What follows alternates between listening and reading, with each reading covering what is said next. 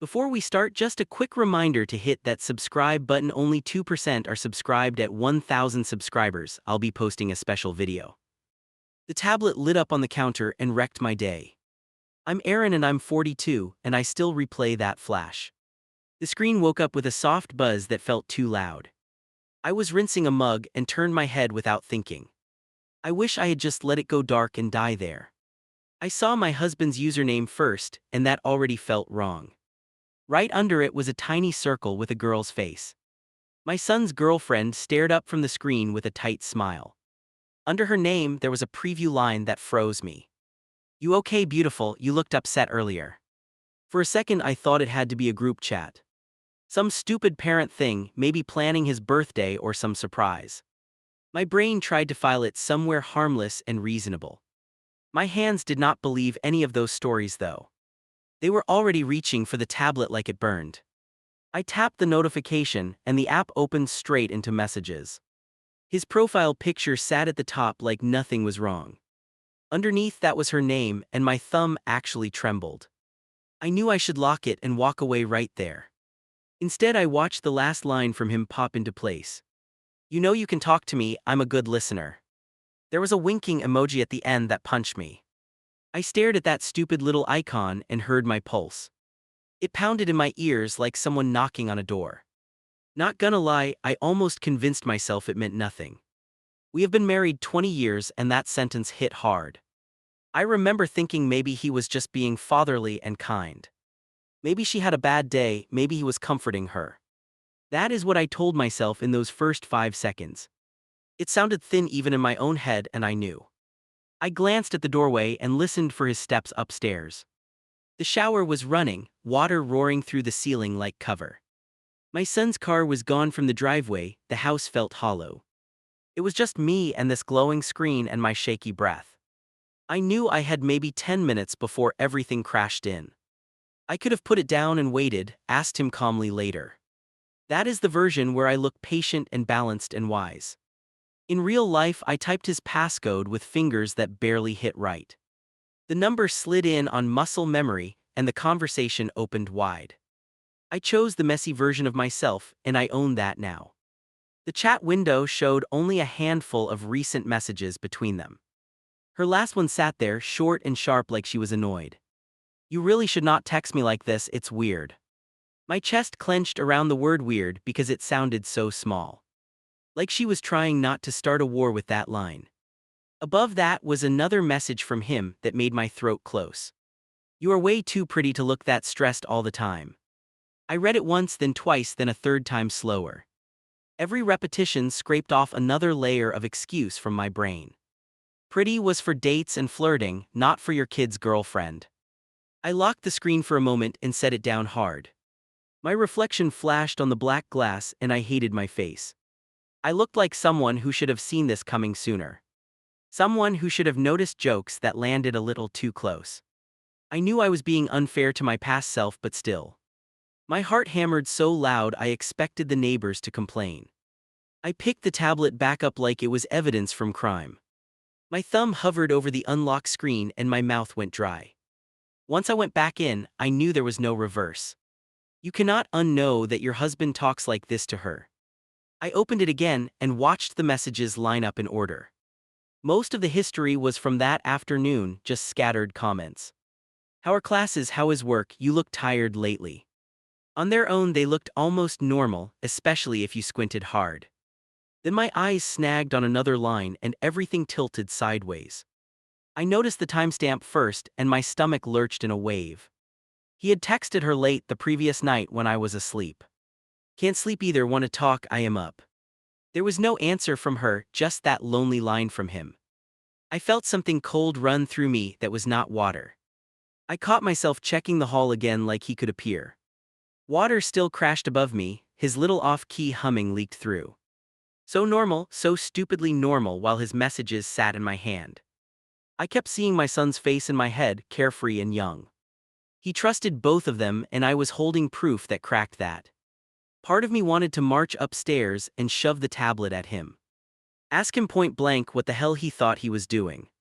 Another part wanted to throw the thing into the trash outside. Pretend I never saw this, protect the version of our family. There is a special kind of cowardice in wanting both at once. I scrolled one tiny bit more, slow, barely touching the screen. There were no nicknames yet, no full-blown dirty message. Nothing explicit. That almost made it worse, everything sat in that gray, confusing space. Not innocent, not obviously a fair level, just wrong in a quieter way. The kind of wrong people can explain away if they really want to. Even now, writing this, I hear myself building those weak defenses again. Maybe she reached out first, maybe he just answered, maybe she misread tone. It is wild how fast your brain will protect the life you know. How it will twist sentences and timing into less dangerous versions for you. Back then I grabbed those versions with both hands because hope is addictive. From the driveway came the crunch of tires on gravel, and my body jolted. For a split second I thought my son was back and panic spiked high. The idea of him walking in on me reading this made me nauseous. I killed the screen and slid the tablet behind a stack of mail. I stood there frozen, listening, wondering which door would open first. The front door stayed quiet, so I pulled the tablet back out. My fingers already knew the code, my brain just watched. The chat list opened and his account stared right at me. Her username sat directly under his, like they belonged together. I tapped their thread and the screen jumped to the latest messages. The top showed her profile and his handle side by side. Under that there were only a few short lines, almost nothing. It looked too clean, like someone had scrubbed it in a hurry. At first I thought maybe they just never talked that much. Then I scrolled upward and hit the end of the history fast. No older lines, no awkward first contact, nothing before that afternoon. My stomach tightened because I knew this was not how apps behave. I backed out of their chat and opened my own conversation with him. Our messages went on and on, weeks of grocery notes and jokes. I scrolled for a while and the thread just kept loading. So the missing messages with her were not some weird glitch at all. My thumb hovered over their chat again, I could feel my pulse jump. When I slipped back into it, I forced myself to read slower. Her most recent reply sat there like a brick in the middle. You should not message me in this tone, it makes things uncomfortable. She had typed that late at night and there was no reply. After that came his daytime comments about her day and her stress. So he had read her pushback and just kept talking anyway. I caught myself grinding my teeth so hard my jaw actually hurt. Then I noticed one short line from him that made my skin crawl. Like I already told you, this needs to stay between us. I read that tiny sentence 3 times and each time felt worse. Those words sounded like a lid being pressed down on something ugly. I wanted to believe they were discussing a surprise for my son. Some part of me clung to that theory like a float in water. But nothing in her replies sounded excited or playful or conspiratorial. It read like a girl trying to get an adult to back off. My hands were slick now and the tablet kept slipping in my grip. I knew I needed proof before anyone could talk me in circles. I pressed the buttons for a screenshot and nothing happened at first. I tried again harder, praying the volume click would not give me away. The capture finally flashed and I almost dropped the device in shock. One image saved, that little bar slid down and then vanished. I pictured him later with the tablet checking recent photos casually. The idea of him finding that screenshot made my chest feel crushed. For a second I considered deleting the image to protect myself. Then I imagined sitting across from him with nothing to show. Just me insisting I saw something and him shaking his head gently. Gaslighting yourself in advance is a special kind of self-sabotage. I took 2 more shots fast, covering the part with that secret line. Then I opened the photo gallery and stared at the small previews. His username, her face, that instruction to keep things quiet forever. I locked the screen like it had bitten me and set it down. Footsteps moved overhead and I heard the shower shut off abruptly. Water stopped, pipes rattled, and the house snapped back into normal mode. I slid the tablet exactly where it had been earlier on the counter. Then I stepped away and pretended to fuss with the sink again. He walked into the kitchen, rubbing his hair with a towel and yawning. You look like you saw a ghost, everything okay? I forced a small sound that was supposed to be a laugh. Just tired, I muttered, my hands already reaching for another pointless chore. He crossed behind me and reached for the tablet without even looking. My shoulders tensed so hard I thought he might hear them creak. The device woke up and he checked a notification from work. Then he tossed it back down and kissed my cheek in passing. That casual kiss almost made me throw up right there on the floor. He walked to the fridge and started talking about some game tomorrow. I swurred on autopilot, small sounds that filled the air with nothing. He never glanced at the message app while my heart thudded out warnings. A car door slammed outside, and this time it actually was my son. I heard him shout something cheerful as he came up the steps. Her voice floated in after his, light and familiar and painfully normal. Every sound made my fingers tighten around the dish towel like a rope. They stepped into the kitchen laughing about some joke I did not catch. She moved around the island and gave me a quick hug as usual. I caught a whiff of shampoo and guilt, probably my own projection. When she pulled back, her eyes flicked to the tablet for half a second. That tiny glance hit me harder than any of the words on screen. Her smile slipped for a moment, then she plastered it back on. My son grabbed a slice of leftover pizza and bumped her shoulder. They started bickering playfully about whose turn it was to drive tomorrow. My husband watched them with this amused little grin that made me twitch. He tossed out a joke about young love and they rolled their eyes. His gaze lingered on her a beat too long and she noticed. She looked down fast, fussing with her sleeve like it suddenly bothered her. I wondered if he was thinking about their secret chat while we stood there. I wondered if she was scared I had already seen every single word. I knew something had shifted in that kitchen, even if no one spoke it. Standing there with sauce-stained plates and fake laughter, I quietly picked a side. I slammed the pizza box down so hard the lid popped. My son flinched, then grinned like I was just being playful. Across the counter, my husband raised his eyebrows for half a second. He caught my eye searching my face and I locked everything down. They thought it was a normal Friday night, food and a movie. For me it was a lab experiment with 3 unknowing volunteers. I had already seen enough on that tablet to poison the room. Now I wanted to watch how they behaved when I shook the table. She walked in behind my son with a bottle of soda and a smile. Her cheeks were flushed from the cold and whatever joke he cracked. She hugged me quickly, light arms, then drifted toward the kitchen island. Her gaze brushed over my husband, then jumped away like it touched something hot. We all gathered around the food, grabbing slices, bumping shoulders, laughing. Well, they laughed, I just moved my mouth in the right shape. My husband stole the biggest slice and made a dumb comment about metabolism. She chuckled, quiet, eyes on her plate, shoulders tucked in like armor.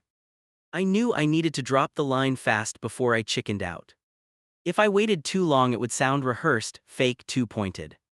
So I reached for another slice and tossed my little grenade. I heard about this guy messaging his kid's girlfriend online, total creep. The room went still in this weird soft way. My husband barked out a laugh that ended almost immediately. Who does that right? He asked the air above the table. His knuckles whitened around his plate while his jaw kept moving.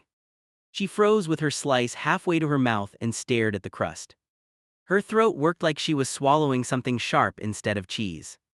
Then she folded the tip of the slice over and took a tiny bite. Her lashes stayed down, hiding everything I needed to see. My son snorted and leaned back in his chair with forced bravado. People are insane, he mumbled, flicking a crumb at the table.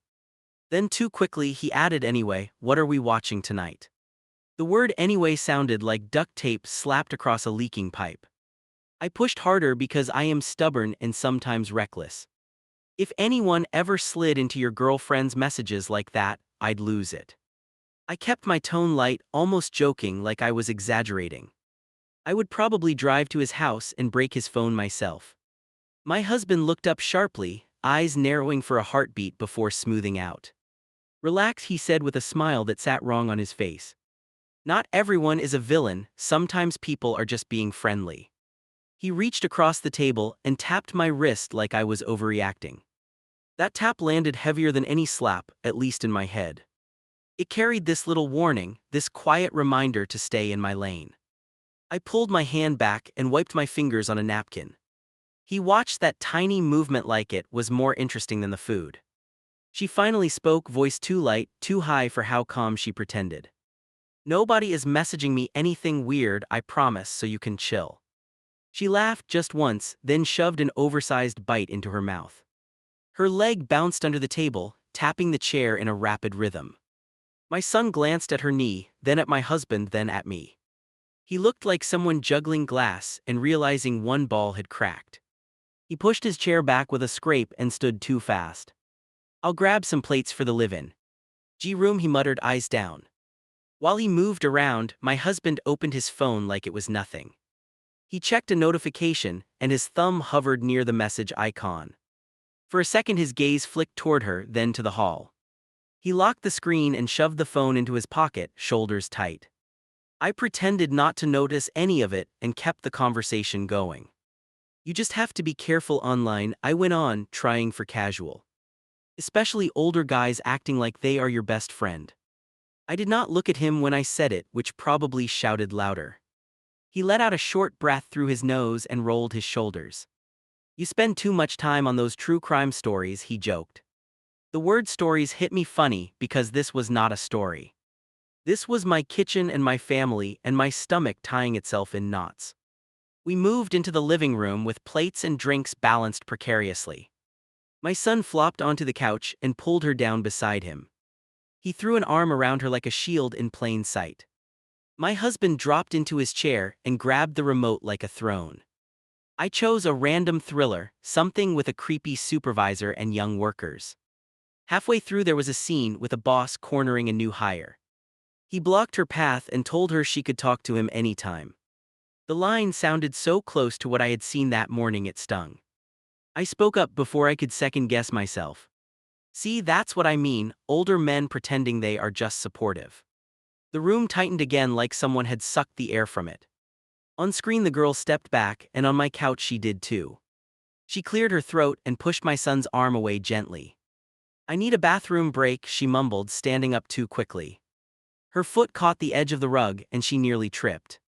She laughed at herself and walked down the hall with stiff shoulders.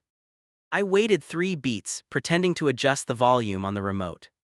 Then I stood up and brushed imaginary crumbs from my jeans. I should check the laundry before I forget again. My voice came out tight, but they were focused on the movie. In the hallway the sound from the TV blurred into a dull hum. She was leaning over the sink, hands braced, breathing shallow. When she saw me in the mirror her eyes went wide.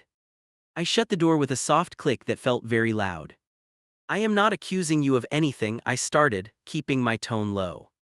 But I am not stupid and I am not blind. If someone in this house is making you uncomfortable, I need to know. My chest ached but my voice stayed steady somehow. She stared at the faucet like it might give her answers. I am fine, she whispered, rubbing her thumb over a tiny scratch on her wrist. Your son treats me great, your family has been really kind. Her voice broke on the word family and she swallowed it fast. I moved a bit closer, careful not to corner her like that scene.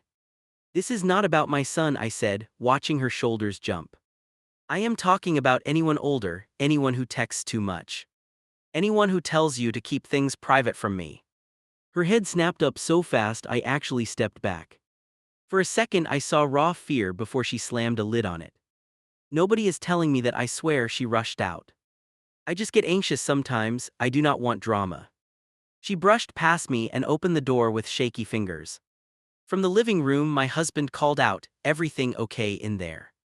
His voice sounded light, almost amused, but there was an edge. She answered before I could breathe. Yeah, we're good, just talking girl stuff.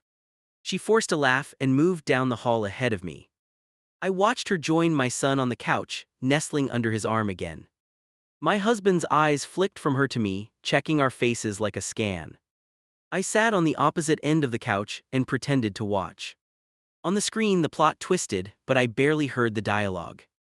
My mind raced, replaying every glance, every flinch, every rushed denial. By the time the credits rolled I knew one thing for sure. Whatever was happening, it was not just in my head anymore. They were each carrying pieces of something they would not name. And if I wanted the full picture, I had to get her alone. Next time there would be no movie, no witnesses, and no easy escape. Her text came through while I was loading the washing machine. Can we talk, just us please? No emojis, no extra letters, just that short line staring at me. I knew instantly this was not about homework or weekend plans. I asked if everything was okay, and my thumb hovered over send. She answered before I could overthink it. Not here, not at the house, I need to see you alone. My throat tightened because we both knew who lived in that house. Where I wrote, trying to keep it neutral on the screen. She took a minute, then another, then finally replied. Behind the Greenway Market, near the loading area, is that all right? That spot worried me, and so. Mehow reassured me at the same time. I told her I would leave in 10 minutes and grabbed my keys. Every step to the door felt heavy and rushed at once. I did not announce where I was going, I just moved. Silence behind me in the living room felt louder than shouting. In the car, my hands shook enough to rattle the key ring. I kept checking the rearview like someone might be trailing me. The drive took 8 minutes but stretched out in my head. I kept hearing his line about people being friendly, replay in loops. The lot behind the store was mostly empty for once. She stood near the edge, arms folded, backpack hanging from one shoulder. When she spotted my car, she hurried over, eyes shiny, steps quick. She climbed into the passenger seat and pulled the door shut hard. Up close, she looked exhausted in a way I recognized too well. Her nails dug into the strap of her bag like she needed anchor. I asked if she wanted to get coffee first, just to breathe. She shook her head fast, ponytail swinging, lips pressed together. I'm sorry, she blurted, staring at the dashboard instead of my face. I should have told you sooner, I just froze. Hearing sorry from her snapped something sharp through my chest. I knew I was about to hear the version without jokes. You do not owe him an apology, I said carefully. You are not the adult in this situation, remember that. She flinched at the word adult, like it carried an electric charge. Her foot tapped the floor mat in a frantic, uneven rhythm. I told her I had seen some of the messages on the tablet.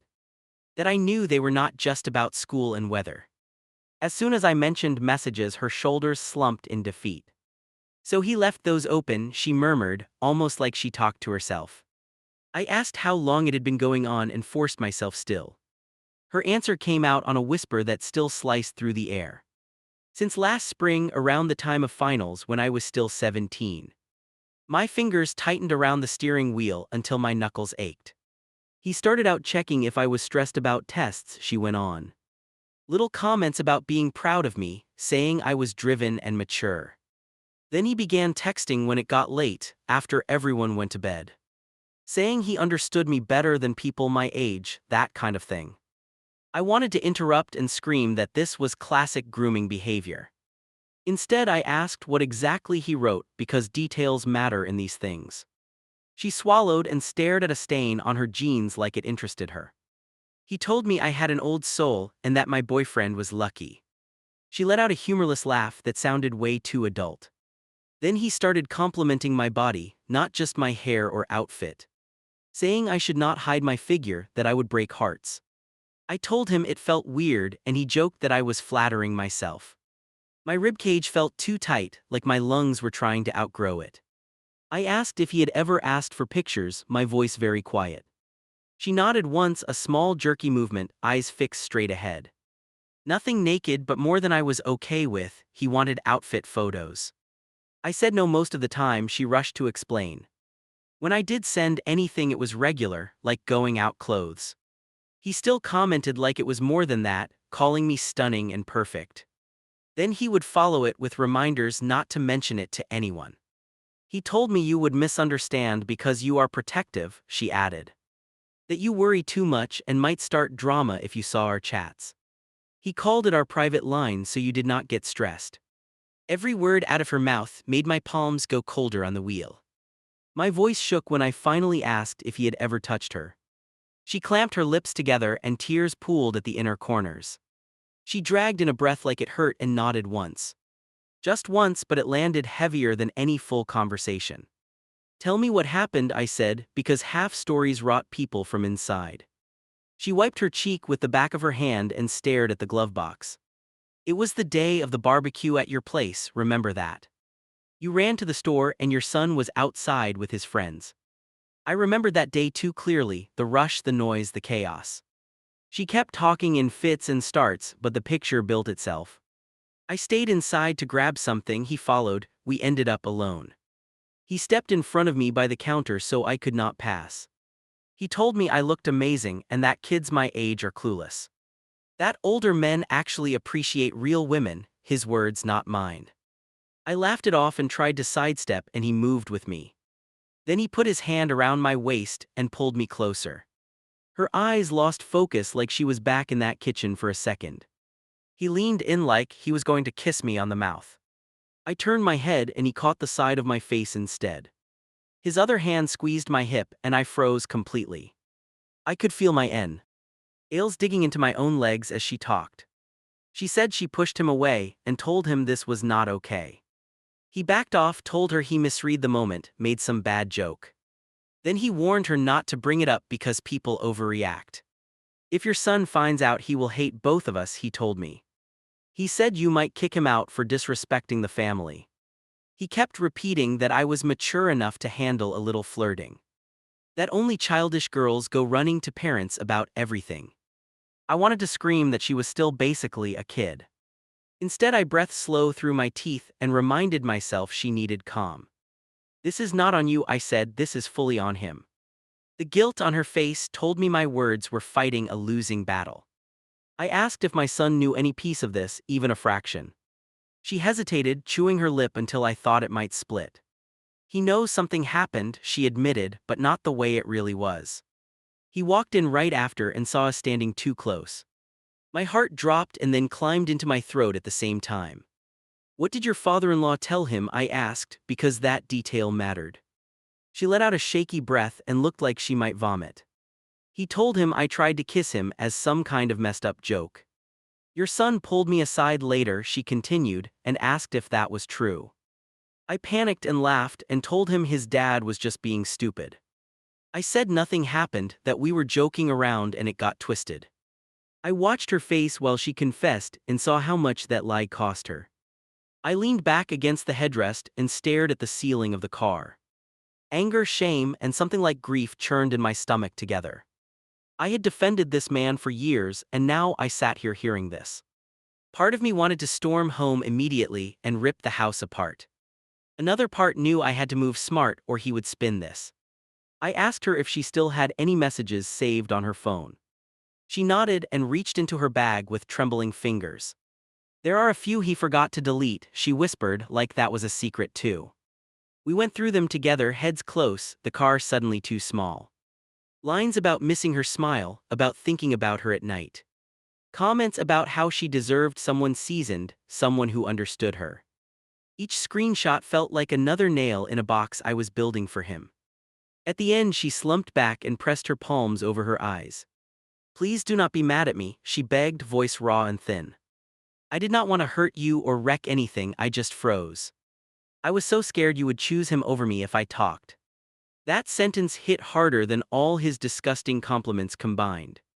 I reached over and took her wrist gently, grounding both of us. I told her I believed every word she had shared with me. And that whatever happened next, I would not leave her alone with him again. I walked into his room without knocking. He was on his bed with his laptop open and headphones on. I yanked the plug from the jack and the sound cut mid-sentence.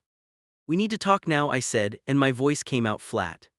He blinked up at me, confused, then his shoulders drew in. Is somebody hurt? He asked, eyes jumping past me toward the hallway. Close the door, I told him, still standing in the same spot. Something in my tone must have landed because he obeyed without another word. I sat in his desk chair instead of on the bed near him. That small distance was deliberate, and he noticed it immediately. Okay, what is going on? He asked, hands pressed together. You are scaring me right now. I stared at his face and saw both my kid and a stranger. I had to force the first sentence out like lifting weight. I talked to your girlfriend today, just her and me. He froze in place like I had slapped him. What did she tell you? He asked, voice suddenly much quieter. He started picking at a loose thread on his jeans, eyes down. I watched that nervous habit and knew he was not surprised. He was scared of which version I had heard. She told me something happened at our house, I said. During the barbecue, when I ran to the store for more food. His fingers stilled and every bit of color drained from his face. I waited because any parent lecture would only push him deeper. He laughed once short, completely wrong for the moment. "You are overthinking, nothing serious happened," he started. I cut him off with one question. "Did you see him put his hands on her or not?" His mouth snapped shut and he swallowed hard. He stared at the wall over my shoulder like answers lived there. Then he dragged both palms over his face and let out a groan. "Yeah, I saw," he whispered, "and that was the first true thing." "Describe it like you're telling the police," I said. "No jokes, no softening it, just exactly what your eyes saw." He flinched at the word police and shook his head quickly. "Mom, please," he said, but I just kept watching him. He stared down at his hands, then started talking in bursts. I walked into the kitchen to grab a drink. They were standing close, way too close, like inches apart. Her back was almost against the counter, his arm was in the way. I asked if they were okay and tried to laugh it off. Your husband jerked back like I had caught him doing something wrong. He clapped my shoulder and told me we were just messing around. She would not look at me at all, she stared at the floor. Did you think she wanted that contact? I asked. He shook his head instantly, no hesitation, eyes shining. She looked freaked out, he said, like a cornered animal. I should have done more, I should have said something then. What did he tell you after? I pushed, because I knew there was more. He took a deep breath and let it out slowly, almost shaking. He followed me outside, grabbed my arm and steered me away from everyone. His fingers dug in hard enough that I still remember the pressure. What did he say? I asked, keeping my tone as steady as I could. He told me she had been flirting with him for weeks. That she was immature and liked attention, that she caught him off guard. He said if I repeated any of it, I would ruin everything. Ruin what exactly? I asked, because that word always hides something ugly. College, he said, like the word tasted bitter in his mouth. He reminded me who pays my tuition and how expensive everything is. Then he asked if I really wanted to gamble my future on gossip. My eyes stung, but I did not look away. He stared at me like he expected judgment and punishment at once. He went on before I could answer, like a dam had cracked. He told me if you heard about it you would spiral. Spiral, I repeated, not loudly, just enough for him to hear himself. He nodded, eyes shuttered, shoulders hunched like a little kid again. He said you get anxious and dramatic and blow stuff out of proportion. That if you thought he crossed a line you might leave him. There it was, laid out as simple as a grocery list. My kid had been offered a choice between his future and my marriage. I asked him what he did with that pressure in that moment. His answer hurt in a very specific, sharp way. I told him I believed him, he said, meaning his father. I told myself she probably did start it, I tried to anyway. He rubbed the back of his neck again and again like it itched. I did not ask her for her side because I was scared of the answer. So you stayed with her, I said, not to accuse, just to name it. He shook his head, then nodded, then shook it again, completely torn. I was already thinking about breaking up before that day, he admitted. After I saw that scene, I felt like dumping her would prove his story right. He looked up at me, eyes red, mouth tight. If I left, everyone would say she threw herself at him and got dumped. People would call her a tease and a liar and whatever else. I could not be the guy who walked away and left that version standing. So you stayed to protect her, I said, hearing how twisted that sounded. He let out a dry laugh that barely counted as a sound. Yeah, and to protect myself too, he added, because I am not a hero. If I pushed back against him, I could lose everything I have been working for. Hearing him say it out loud made my stomach flip. This man had turned our kid into someone bargaining with his own conscience. I wanted to storm out of the room and confront him immediately. Instead, I forced myself to stay seated and keep asking questions. Did he ever bring it up again? I asked, or was that it? He nodded, eyes unfocused, staring somewhere past my shoulder. A couple of times when we were alone, he made comments. Like you keeping your girl under control, stuff like that. My son's jaw clenched, and he mimicked the way those words landed. He would nudge me and grin like it was just guy talk. He would remind me that men get into trouble over misunderstandings all the time. That we had to stick together or women would wreck our lives. I felt something cold and solid settle in my chest at that. That was not just one bad decision, that was a whole worldview. I asked if he ever saw more messages or if he suspected more. He winced and nodded again, slower this time. Sometimes I would walk into the room and they would both jerk away from phones. Like teenagers hiding something from parents, which is ridiculous. I mean, she is my age, he is supposed to be the safe one. He kept telling me he was helping her with school and work schedules. Did you believe that? I asked, because I needed to know his headspace. He shrugged, then shook his head no, then shrugged again. I tried to, he said, it was easier than accepting the other option. But every time I saw her around him, she looked tense, not flirty. We sat there in silence for a few seconds that felt longer.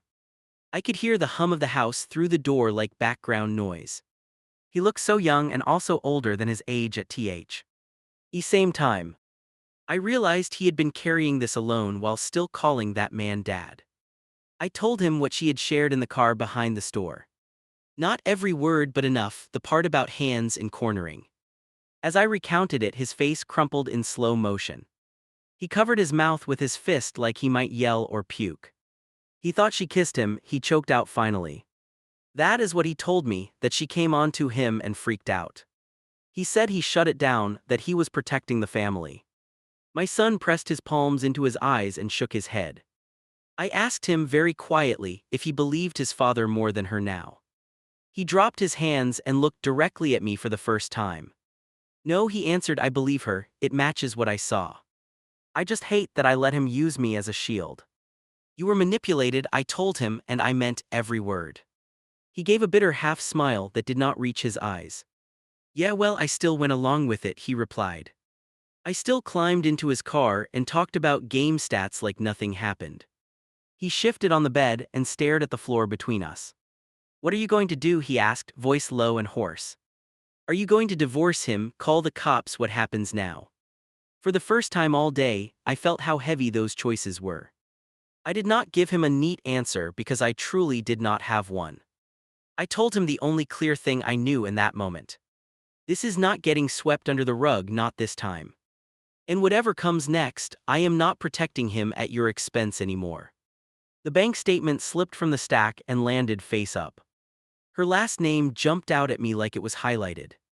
Not just once, not recent, but in a neat little column. Every line carried the same note in the memo field. Childcare Saturday night. Childcare weekday evening.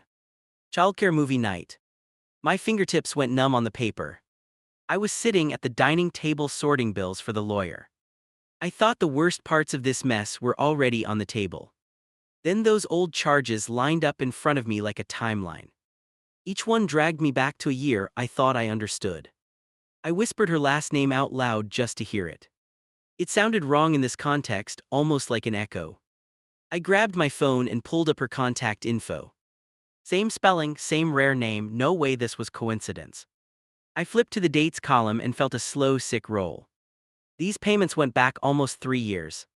Back to when my son was still in high school. Back to when she was just the babysitter he mentioned in passing. And here is the part where I have to admit something ugly. I never met that babysitter, not really. He handled it, he called her, he paid her in cash mostly.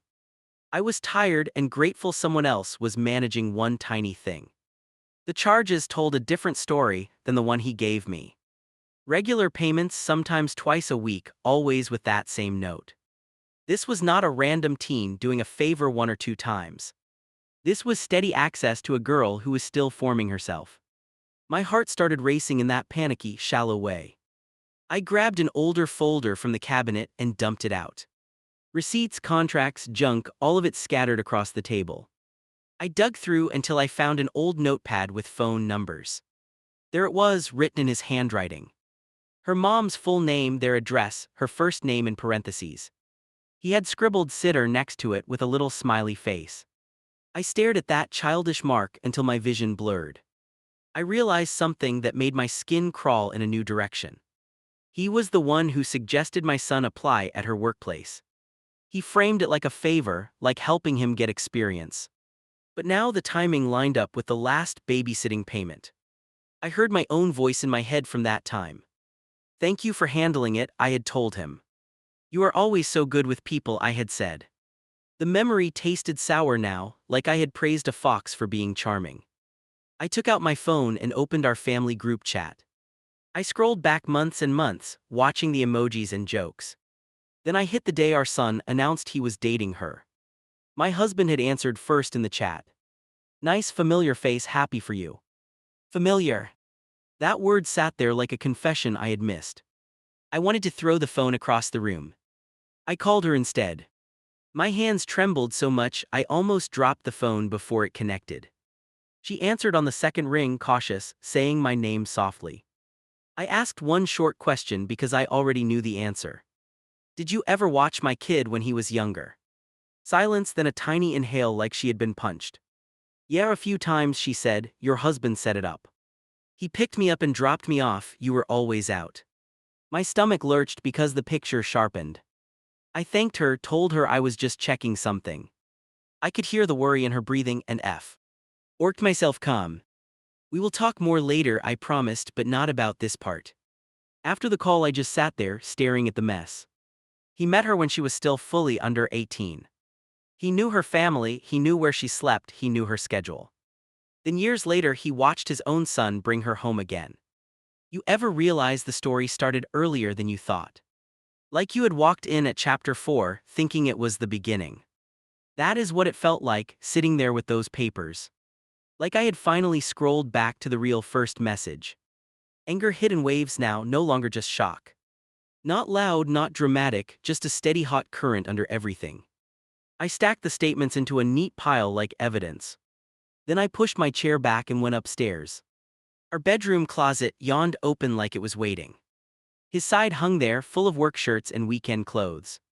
I grabbed the first hanger and yanked so hard it twisted. Fabric thumped onto the floor in a pathetic little heap. I got trash bags from under the sink. Not boxes, not suitcases, trash bags.